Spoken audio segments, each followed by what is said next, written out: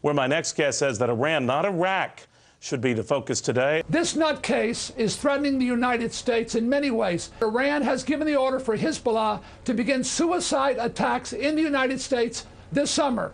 This network is helping fight the media war.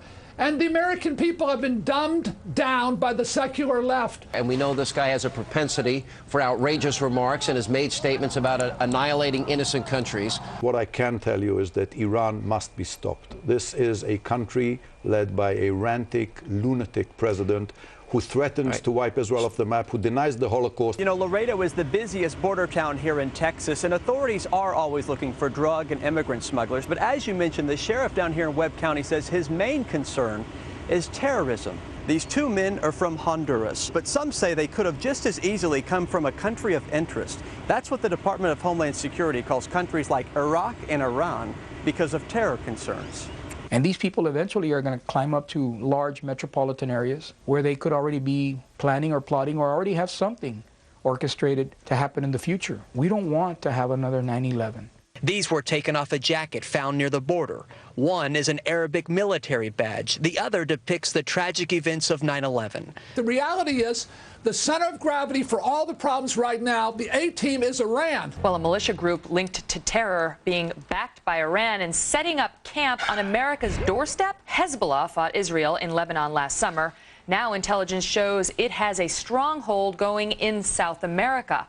The development raising new concerns about our southern border and just who exactly is sneaking across and why. We've got to wake up here and understand what the real threat is around the world, not just the terrorists, Al-Qaeda in Afghanistan and Iraq, but also Hezbollah around the world like they are in South America. Well, this is from the Department of the Unbelievable. A former U.S. engineer at the nation's largest nuclear power plant has been arrested, accused of taking computer access codes to Iran and using them to download details of the Palo Verde nuclear plant's control rooms and reactors. Now, the FBI says this guy has no ties to terrorism, but if this software were to get into the wrong hands, how concerned should we be? Well, we should be very concerned, even though the FBI says he's not affiliated with terrorist groups or he's got no ties. That just means that we have no information or evidence that ties him to groups. But I think for all American voters, threats to our national security have to be a higher priority. Look, in an election year, everybody cares about economic and social issues. It's natural. But I would argue we have to worry more about the threats to the United States and our close friends and allies around the world. And that's what I think we ought to be focusing the candidates on. Voters ought to be saying to the candidates, we want to know more about what you think the threats are. Plus, the plot to blow up JFK Airport, sky high, keeps getting murkier. Now, this word that one of the suspects was about to get his hands on, of all things, an Iranian visa.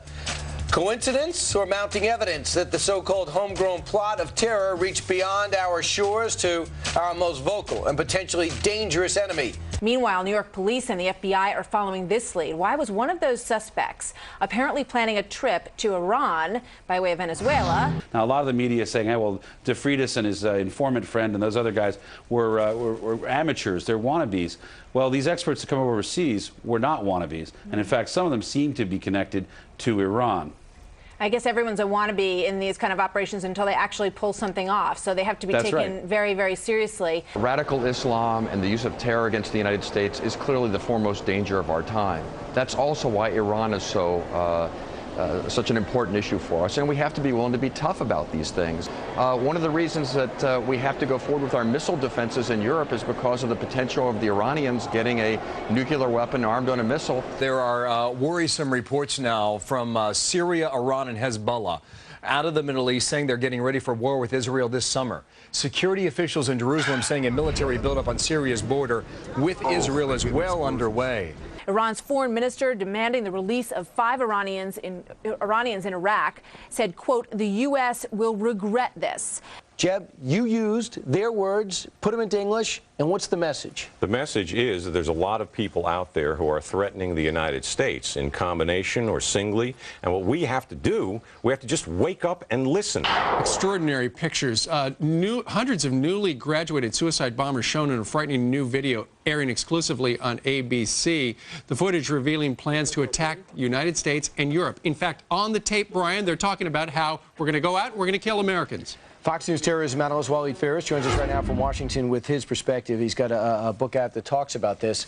Waleed, does this surprise you? First off, that there'll be a terror camp and an actual formal graduation with a target, Germany, the U.S., and the U.K.?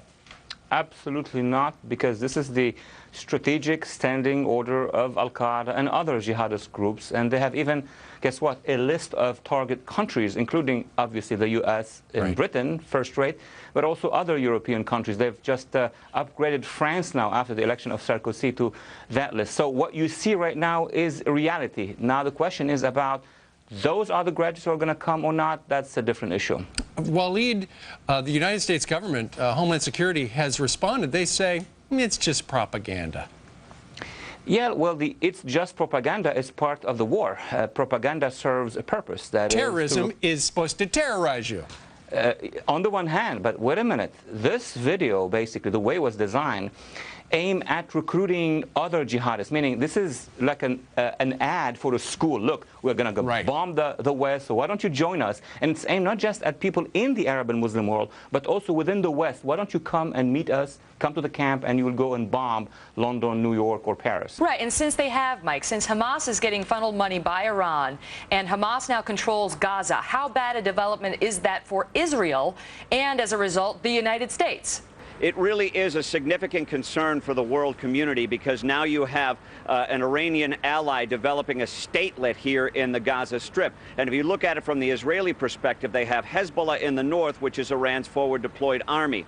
Another ally of Iran setting up a statelet here. And particularly when you think about it from the world community's aspect, if there were to be strikes on Iran's developing nuclear facilities, and Iran wanted to just cause a bunch of trouble and drag the whole region down into the mess, Iran is really getting in position to do that, Megan. In the two main engines of terror, the two main supporters, perpetrators, and financiers of terror in our region are Iran and, to a very great extent, Syria as well. Hezbollah, Iran. Subcontractors, Hamas, Iran. 85% of the troops being killed, Iran. Right. We know that Iran is the central banker of international terrorism, as Secretary Rice likes to say, supplying Hamas, Hezbollah, Palestinian Islamic Jihad. We know they've supplied weapons to the Palestinian Authority. If they had a nuclear weapon, you cannot rule out they would give it to a terrorist group. Well, Israel clearly has to be ready, because they've got neighbors that on either side or surrounding them in that region who have hostile intentions. And Syria and Iran have been, through Hezbollah and Hamas, funding terrorist organizations, supplying terrorist organizations, responsible for what happened largely last year in Lebanon. How much does Hamas and Hezbollah and Syria and Iran move together on a united front, do you believe? They're largely behind all these activities. We know that. That's no secret. Iran and Syria, clearly, these are further efforts to destabilize that area, funding and supplying Hezbollah and Hamas, trying to create terrorist attacks in this region of the world. It's not helpful. And obviously, we have to, as a world community, international community, be prepared to apply the necessary pressures to keep peace and stability in the Middle East. For example, if we look at all the terror in the region, if it's, the insurgency being funded by Iran, now we learned last week the Taliban is being funded by Iran, Hezbollah $100 million a year from Iran, and also connections to Hamas and other groups here. Do we really have to find and go to the root cause of this, Dennis, and that we must deal with the Iranian problem, and it probably in all likelihood would be military?